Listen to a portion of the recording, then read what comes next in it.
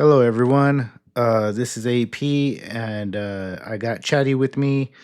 Thank you for tuning in. A lot of things in the news. We're going to hit on a couple of things, make this a quick short video. First thing we'll get into is Trump and the Pope and what's going on with that.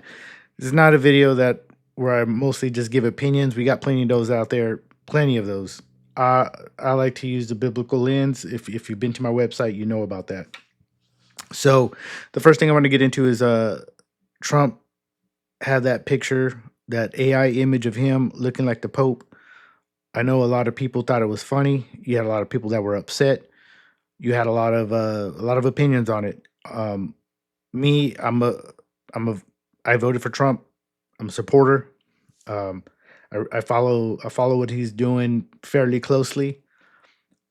So when I saw the video, the image, I wasn't impressed. I didn't like it.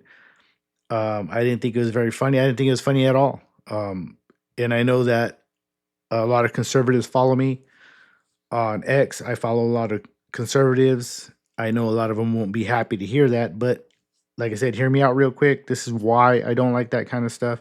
And it really comes down to a slippery slope. I believe in this country right now, we're dealing with a lot of slippery slopes. Basically, what is a slippery slope? Those are things, it could be in politics, it could be um, because you're angry at a certain group of people, you want some of their rights to be taken away. The problem with it, I know you don't like these certain individuals or certain people. It could come back to haunt you later, and that's what a slippery slope is. 9/11, the Patriot Act. The Patriot Act was a slippery slope because it allows the government to basically brand any American citizen as a terrorist if they deem so, and there's not a whole lot of recourse you could do. That's a slippery slope. The case with the so-called media darling Maryland man, which is not a Maryland man, a slippery slope. Why? Because he's an illegal, but he did have a trial date, and he was most likely going to get deported. But they kicked him out of the country before he had a chance. Um, a lot of people are cool with it; they're all right with it. I'm only cool with it because I know he's an illegal, but at the same time, I don't like these type of issues because of our rights in the slippery slope. I rather Trump let him get his due process. That would have been the right thing to do there. So yeah, so that's all I'm saying. It's a slippery slope. I don't want our rights to be taken away or infringed upon, and some things will just lead to that. It's what happens um, in pretty much every country. So uh, the the Pope thing, the reason why I say it's a slippery slope and why I don't like it is because what I've noticed going on throughout the entertainment industry, whether it be comedians, movies, whatever. There's this thing going around where they kind of just make fun of Christianity. It happens all the time, but it seems to be a little bit worse now. You got high profile names like Jim Gaffigan, right? They go on stage, they claim to be Christians, and then they go over there and they start in their routine. They start mocking Jesus in some of the biblical stories. I don't think it's funny. I think it causes more cracks in the foundation. We already got a lot of cracks in the foundation of America in society. Um, so when I see these cracks, I don't like it. Like I said, I don't like the mocking of Christianity. I don't. I think it just opens the door for more of those type of uh, actions, and then not to mention, to the own to the person themselves. Um, when you start to make Christianity, and so that's what it does. You in your own life, if you start to think these jokes are funny, um, how long before you let your guard down and you stop taking Christianity and your love for God as serious? This is what we do. I mean, look at your own life. Look at how many times you've allowed your guard to be down, whether it be on raising your kids, um, or maybe things that you've done. Like it could be as simple as going to a bar and saying, "Hey, I'm only going to drink 3 beers." And next, you say, "What's one more?" Right? And then it leads to more. And then You have a fight with a friend or a family member. It can be something as small as that. All I'm basically saying is, when you put cracks in your foundation, or should I say fractures, right? They become cracks. They get bigger, and in the long run, you may start from point A, and you'll get really close to point Z because you have allowed these cracks to just widen and widen in your own life, and you start making bad decisions. So, like I said, when it comes to the Pope in that image, I think it was in bad taste. I didn't like that Trump did that. Um, at the same time, I'm not overly upset in the fact where I hate him or I'm angry at him. I don't hate anyone, first of all, and Trump is Trump. He does things like this. I don't hold Trump to that high of a standard as a Christian. I'm not. I'm not. I've never been totally convinced that he's a big Christian, anyways. Um, but I like Trump. I voted for him. Uh, I don't think it has any bearing on how he runs the country. I think he's doing a pretty good job. But like I said, I'm not for that. I don't like making fun of Christianity in any shape or form because some things we got to hold sacred. And you know, your Lord and Savior, in our lives, we do a lot of stupid things. We sin a lot. Um, we overindulge. Um, multiple sex partners. Growing up, we have sex without being married. We break so many rules that are in the Bible as it is. Um, so I don't see, like, there's no positive that came from that, and allowing comedy or anything to mock something that you find sacred, I think eventually um opens up that gate where you just allow more disrespect to come in, and maybe you yourself will even disrespect what should be sacred. I mean, Jesus died for us. That's a big deal. You should see it as a big deal. He went through a lot for us. And why joke about it any shape or form? So, like I said, I'm not a Catholic. I don't think it's the hugest deal. Like I said, I just don't like the message. I don't like the slippery slope. I don't like what it could lead to. Because honestly, if I saw something like him portraying himself as Jesus, I'd be out. I'd be out. I don't even care anymore. I wouldn't care about anything anymore. It's like, you know what? So I don't ever want it to get to that point. I don't think it will. I'm just trying to say is, to me, I hold it too dear. I don't like it. It's a slippery slope. Okay, so in other news, let's talk about the Pope himself, right? So Francis passed away. If you've been to my website, you know that I did two articles. I did before when he was sick, the prophecy of the popes. I brought that back, kind of just letting people know about it. And then the second one was after he passed away, and some of the strange things I noticed, like he was really sick. Pope Francis was really sick, and he made it all the way, right, all the way to Easter. And like maybe within that week before Easter, the reports were that he was doing fine or doing better, much better. That's the way that it came across to, I believe, everybody. I don't think anybody. I think most people thought, "Oh, okay, he survived his sickness. He's going to be fine." And then he passes away literally hours after Easter. Um, so I wrote an article on that, so I'm not going to explain it all here. Go to the Informinator.net and you can read that. I'm a much better writer than speaker. I tell you right now, it's easier when you have time to think and you can, think about your ideas and sort them out and put the right words in the right places. I'm just a better writer. That's me. That's who I am. But I like doing this too because sometimes these things I'm talking about, I don't want to write articles for, and I know not everybody likes to read. So sometimes maybe it's just better to speak about it, and I'm trying to get better at this. And I know I'm not all that great at it now. Hopefully, in the future, I'll be better. But that was one thing about the Pope. I wrote my thoughts about what I felt, and I thought it was interesting that he made it to Easter. Um, Okay, so there's always with the prophecy of the popes, we don't know. Was he the last pope or not? I don't think he was.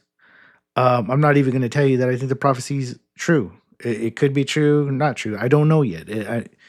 It's one of those things you just kind of watch out for it. I mean, there's a lot of things going on in the world, and you can't help but think of of end time type scenarios, and so I don't know if it's true, but let's talk a little bit about this new pope that came in. So just so I can be accurate, I'm going to ask Chatty here to kind of just tell us a little bit about the new pope. His name, I believe, is a Leo, and he took on the order of Saint Augustine. Go ahead, Chatty. Tell us what you know about the pope, this new pope. Sure, the new pope is Pope Leo XIV, and he's the first American to hold the position.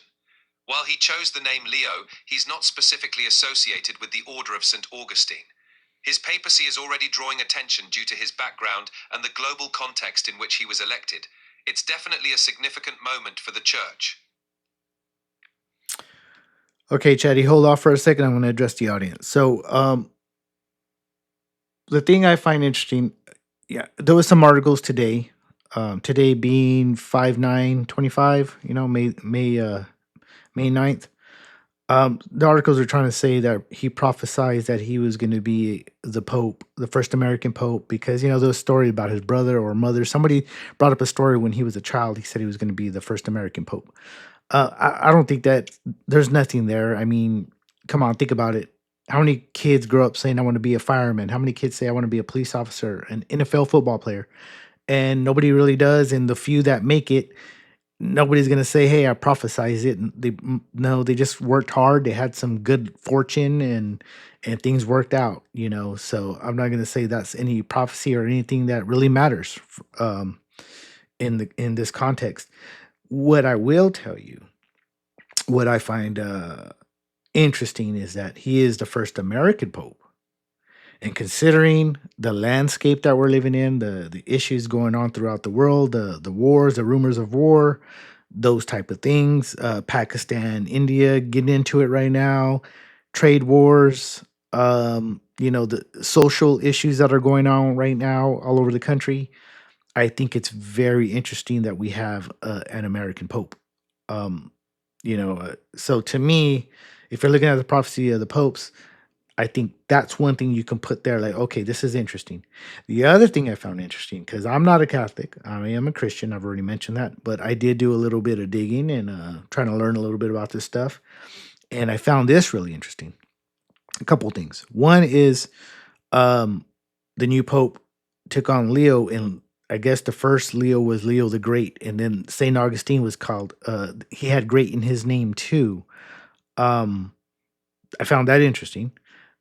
The other thing I found interesting was when you look at Leo, what is it? A Leo 12, Leo 12, um, and 13. If you're writing a book, you're gonna have your introduction, you're gonna have the action sequence in the middle, and then you're gonna have your conclusion or resolution. That's how books are written. Movies are made. And I find it kind of strange that if you look, because there's a lot of Leo popes, all right? 'Cause he's number 14. A lot of them had their own issues or positives, but I think it's really interesting that number uh 12 and 13 line up like a movie. Like the first one, yeah, I'm gonna let Chatty, because he's gonna be more accurate with this. But Chatty, can you mention what Leo 11, what was his significance, what he did, and then not 11, I'm sorry, number 12, and then talk about number 13. Of course, Pope Leo XII, who reigned from 1823 to 1829, was known for his conservative policies and efforts to restore the Church's authority after the turmoil of the Napoleonic era. He emphasized moral rigor and traditional values, aiming to strengthen the Church's influence. Pope Leo XIII, who followed from 1878 to 1903, is often seen as one of the most influential modern popes. He addressed contemporary social issues through encyclicals like Rerum Novarum, which dealt with the rights and conditions of workers, and he worked to modernize the Church's approach to the challenges of the time. His long reign and proactive stance made him a significant figure in shaping the modern Catholic Church. So if you think of Leo the 12th as the beginning, focusing on restoration and tradition, and Leo the 13th as the middle, adapting and addressing modern challenges, it does frame Leo the 14th's arrival as a potential conclusion or new chapter in that narrative. Thank you there. So, see, as I'm saying here to the audience, that's what I found strange because if you look at now that he's Leo 14 and he's an American, could he be that last pope that ushers in like the last of the faithful? I think it's an interesting narrative. None of these things are concrete. Like I said, there's always a little bit of fire. Whether it's going to be true, not true, we don't know. I mean, the Bible itself says don't try to predict the end, but you should know the signs of the times, and that's what this is all about. That's why I'm even talking about it, um, because at the end of the day, we do need to be aware of this, and that's what this channel is all about. This channel, like I said, everybody gives opinions. I don't need to give an opinion all the time. I like to talk about spiritually how the times are, where our spiritual belief is, and how we could strengthen it, and so forth. So that being said, I find that very interesting. I want to get back into that the Pakistan and India conflict. Here's another thing I find interesting. I don't know how many people have brought this up, but I think it's very interesting that uh, China actually, I believe they back Pakistan, if I'm correct, and I think it's interesting because here's this conflict that's happening, and we got so many conflicts already all over the world with the Israel and the Palestinians and Ukraine and Russia. And now we got this. What I find interesting is that the U.S. one of the threats we've been making against China is because of the high tariffs. Is that we're probably going to look for other countries like India to kind of help fulfill some of the production and things, work and production, the things that we were using China for. We were looking for other countries to fulfill that, and I believe India is probably next in line behind China, and we know it. I know there's reports that China isn't doing too well. Am I right, Chetty? Am I right so far on this? Are my facts correct? Yes, you're correct. China has indeed backed Pakistan historically, and the US has been looking to strengthen economic ties with India as a counterbalance. Reports do indicate that China is facing economic challenges, including a property market downturn and trade tensions. Your points about the shifting geopolitical landscape and economic alliances are spot on. Okay, so see, I'm talking to the audience, Chatty. So hold on. So like I said, that's just another thing to keep an eye on. I mean, there's a lot going on right now. What I will say though is that, like I wrote in one of my last articles, there is this over exaggeration as well, of how we view things. Right? You go on social media. If you were just to stay on social media, you would think the world's ending tomorrow, and that's just not the case. But we are heading somewhere, and that's obvious. You know, but like around you, I'm sure you're happy most of the time. I am. I know we talk doom and gloom and stuff, and that's what the website's about. But it's really just to keep you informed. Hence the name, the Informinator net. Um, but yes, there's things going on, and like Jesus said, you got to beware of the sign of the times. And so this whole thing with India and Pakistan, we don't know. It's early on. We don't know if it's going to escalate further or de-escalate, but it is interesting. And there's grumbles that Trump isn't too happy with Israel right now.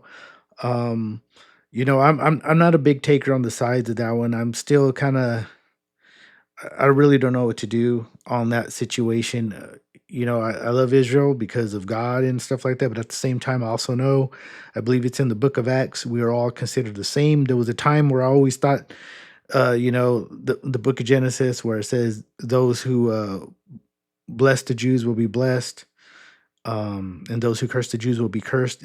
Somewhere, something of that manner. I was always super in favor of Israel until I read the Book of Acts and I realized that we're actually more equal.